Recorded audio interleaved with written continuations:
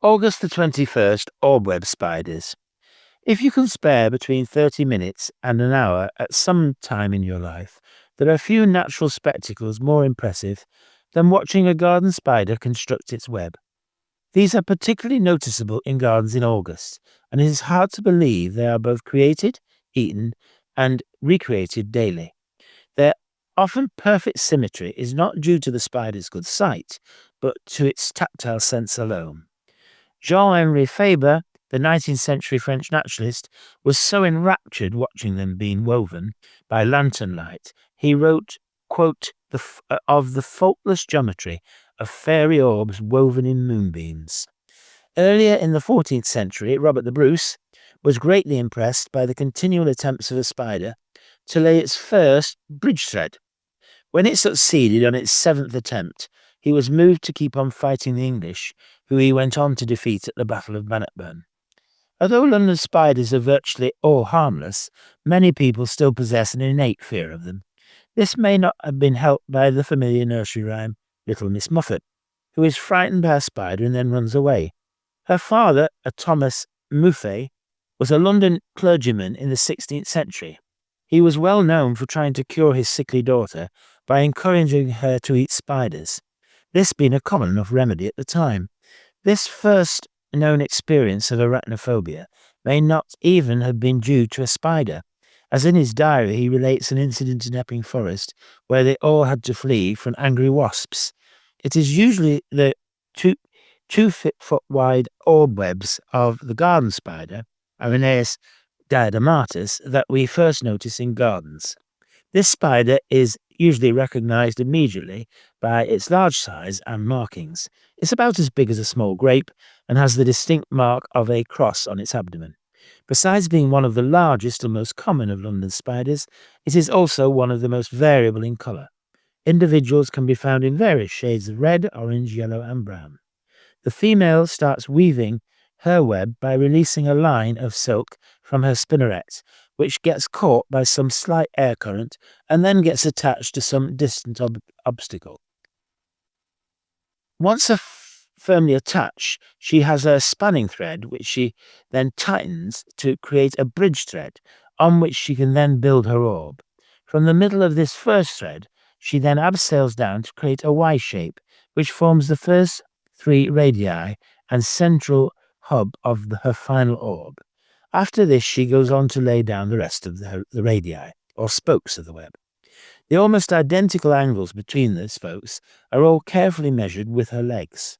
Once the radii are completed, she then lays down the spiral with its equidistant drops of glue, taking care there is no glue in the center where she will sit. As she constructs, she regularly checks the tensions of various threads to ensure her web is both tight and vertical. Towards the end, she outlines the web with frame threads and lays a comfortable tangle of silk in the middle. Once complete, she may not decide to sit in the center, but retire to a layer nearby, leaving one leg resting on a signal thread, which alerts her to the slightest vibration. From start to finish, she may have released up to 200 feet of silk, made up to 700 attachments, and travelled over 150 feet. In her short life, she will repeat the whole process 100 or more times. If it is windy and something like a dried leaf gets caught in the web, she's quite capable of cutting it out and mending the hole quickly.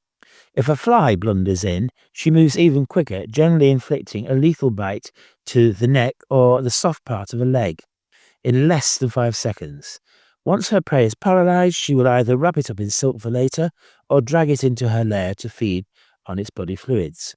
However, if it is a wasp that gets caught, she's far more careful, usually cutting it out to release it. But if it shows any sign of infirmity, she will kill it and eat it instead. Although the garden spider is the archetypal orb weaver, there are many others in London in a wide variety of habitats.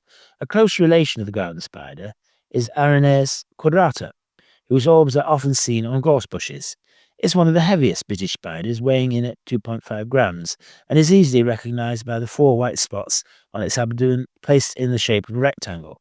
Sometimes the shape of the orb alone is enough to identify its builder. Sigiella times notata is called the missing sector orb weaver, as it appears to have left one small segment of its web unfinished. It has a preference for constructing its webs in window frames and then sitting in a lair nearby. It has a shiny silvery abdomen, which you can see if you tempt it out by tapping its signal thread slightly. Meta segmentata is probably the most common orb weaver in London. It makes a web with a distinctive hole in the middle. The female has a mark the shape of a tuning fork on her upper side and a broad dark stripe when viewed from below. One or two males are sometimes seen waiting at the edge of her web for the correct moment to move forward. A close relation, Meta mengii, is very different to tell apart in the field, but does not lay a signal line to its web, and so is always seen sitting in the centre of its orb. The walnut or black orb weaver, Noctenia umbricata, makes webs on fences, which it weaves at night, preferring to spend the day waiting for visitors under a piece of bark nearby. Its silk is tougher than most, and so is often seen in tatters. If you see a small green spider on an orb web, it's likely to be Araniella cucurbitana, which makes a horizontal rather than a vertical web, sometimes right across the top of a flower. Gibberania gibbosa is yet another orb weaver, which shows a preference for evergreens. It has two prominent tubercles which look like boils, making it easy to identify. There is another family beside the Araneidae that make orb webs. These are the Tetranathidae, or the big-jawed spiders. They tend to prefer wetter habitats and are best looked for near ponds and reed beds. Beside their large jaws, they are also known for their slim, often metallic bodies and outstretched legs when at rest. Their orbs often have small central holes and no signal lines. Their webs are also often inclined to one side, with less radii and spirals than is usual. Tetranatha montana, the large-jawed orb web spider, is a typical member of the group, preferring shady areas near water. It has a long body with wavy sides covered in a network of black lines. Two other relations, Tetranatha extensa and Tetranatha obtusa, tend to be found near lakes or heaths respectively. One last member of the group is Pachinatha clerki, which spins a very small web that is sometimes seen among the leaf litter. It is a handsome spider with a glossy abdomen punctuated with metallic markings. 25 different orb web spiders can be found on Bookham Common, including all those mentioned here. The best areas to look are the damper sections of central and eastern woods, Eastern Hollow, and around the various ponds.